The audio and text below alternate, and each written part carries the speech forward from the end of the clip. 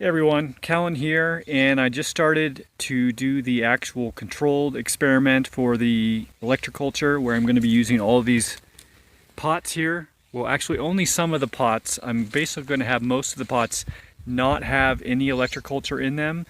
Both so we can see ones that do not have it next to ones that do, but also I think there may possibly be an effect on the plants that are right next to one of the pots which does have an electroculture antenna in it. So I'm going to put 3 pots between each one. So basically we're only going to have, I think, 8 or 9 different experiments that we're going to be running here. And normally it would be best if we had a couple examples of the exact same thing multiplied throughout the thing, and then having several different variations of that so that we can actually see if it consistently has that same effect. For example, the plant being bigger or a certain plant being smaller, that type of stuff. But what I'm going for this first year, for this first experiment, is just to kind of get a sniff of things, right? To get a lead, to find which one looks like it has the best effect, or which couple of things have the best effect. And then next year, focus on that and maybe have a little bit of different variations on that type of situation. So anyways, I put in one of the antennas. You can see it's basically just a stick which I salvaged and wrapped a copper wire. This is the copper wire that I salvaged from out in the desert where people dumped their vacuum cleaners. And so I just got all the cables. The cables on a vacuum cleaner are very long, and I stripped them of the plastic and just wrapped them up. So this stick goes all the way down to the bottom of the pot, right? And all the way with the copper, and it's wound going clockwise, going upwards. So if you're looking from the bottom, it's going away from you, going clockwise, right? So that basically, with the right hand rule, that basically means that kind of the energy, if there were energy flowing through it, it would be kind of flowing upwards. So I have asked a couple of people who are kind of experts on this, and they say it shouldn't matter. Some people say it does matter. So basically that's the first experiment I'm doing. So this is the direction that most people recommend for being in the northern hemisphere. If you're in the southern hemisphere, you'd want to wrap it the opposite direction. But I'm actually going to put about 3 or 4 pots down this way, the exact same situation except wrapping the other direction. So let me show you how I actually make that little antenna. Okay, first, so here's the wire. So in a single cable of wire that goes into a vacuum cleaner that you would plug into the wall, there's at least 2 cables in there. So this is one of the cables. So basically I already used half of this, or maybe a third of this, on that antenna that I had over there. I've got some of it already stripped, and then this is where I'm stripping. And then another experiment is I'm going to basically do the same thing I'm doing here, with going one direction and then going the other direction. Same height antenna, same push down the same amount, except it's still going to have the insulator on it, so the plastic on the outside, except at the top and the bottom. So I'm curious to see if that has an effect as well. So already we have 4 different spots taken up, so that's almost half of our slots. So anyways, I'm gonna have to continue to strip this a little bit, so I'll show you what that looks like. So I've got this bowl out in front of me to catch as much of the plastic as possible.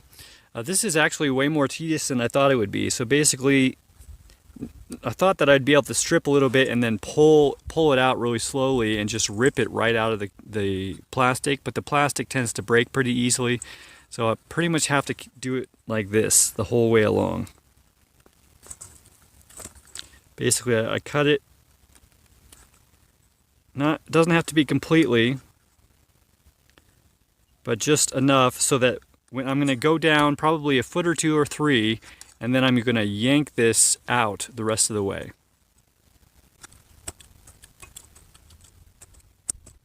Okay, so you can see that it's half cut on one side, right? And so I can just grab it right there at the top there and just pull it right out.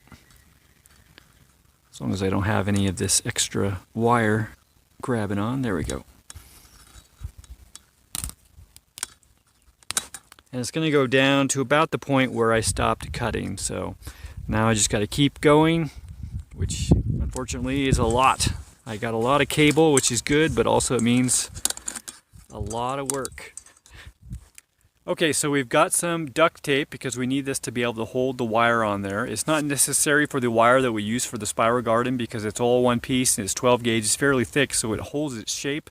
But this is fairly loose wire and it's not going to do that. So we need to hold it at the top and the bottom. So basically, you can see you basically just need maybe a third of the width of a roll here. And I'm going to pull that off and then I'm going to use it to attach it to the bottom. So for the pole, I'm just using the stick. This is just a twig of a tree that we cut down because it was invasive. And I'm going with 3 feet tall, so probably a little less than a foot, because most of the pots are not a full foot deep in terms of dirt, but it's around a foot underground and then 2 feet overground. So now we're going to start at the bottom, and we're going to wrap it so that, we go this way, so that while we're going away from us, it is going clockwise. That means the energy, if it were flowing through it, that's not really what's going to be happening. But basically, that's what would be going. This is the direction they recommend for the north hemisphere. Oh yeah, and also I forgot, I'm going the opposite direction on this one because I went that direction last time. So I'm going to go counterclockwise going away from me. So basically, I'm just going to start the wrap and then I'm going to put the duct tape on it. And I'm going to leave some of the wire hanging out here, right? So it's touching at the very end of the wire in the dirt where this is going to go. Although it might be going the opposite direction in the dirt, but it's going to be the same. So anyways, now I'm just going to keep wrapping this way by spinning it until I've gone the entire way.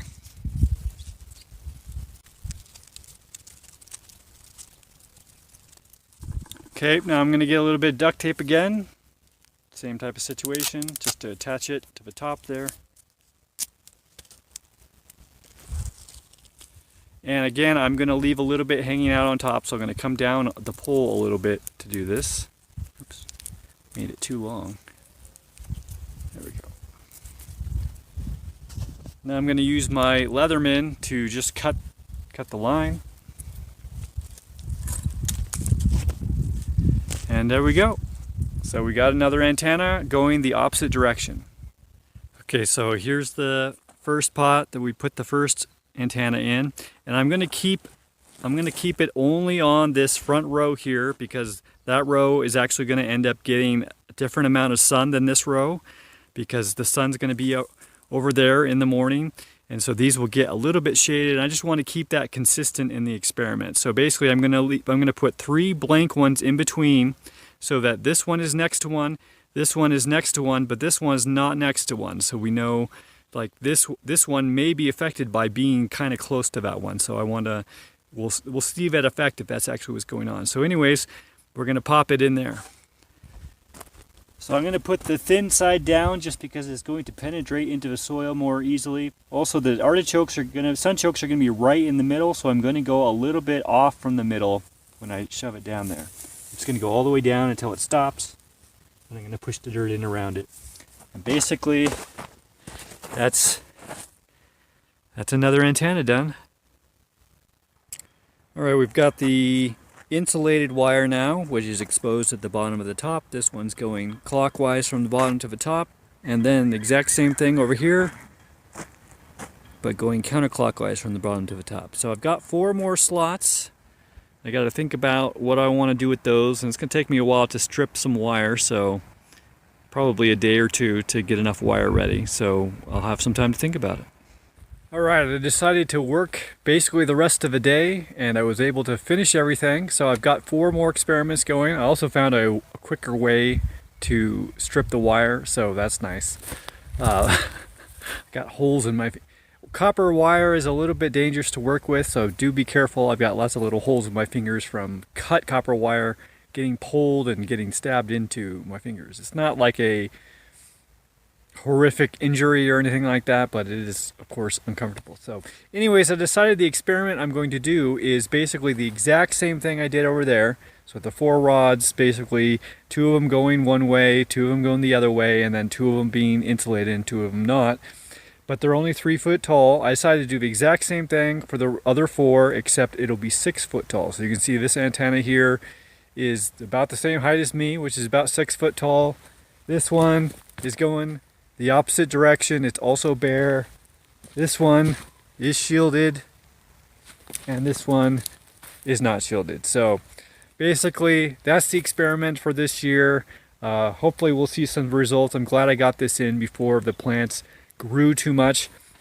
One thing that we'll want to keep in mind is that I did plant a lot of those earlier, maybe a week earlier than the rest of these down here. So they've actually sprouted up there, some of them, not all of them. And a lot of these down here have not actually peeked their heads out yet. So, and also basically what's planted here, every single pot has a sunchoke tuber in the middle, and then around it are 3 rattlesnake beans. So those are gonna climb up really well on the stalks. And some people say that antennas can influence things differently. For example, they may preferentially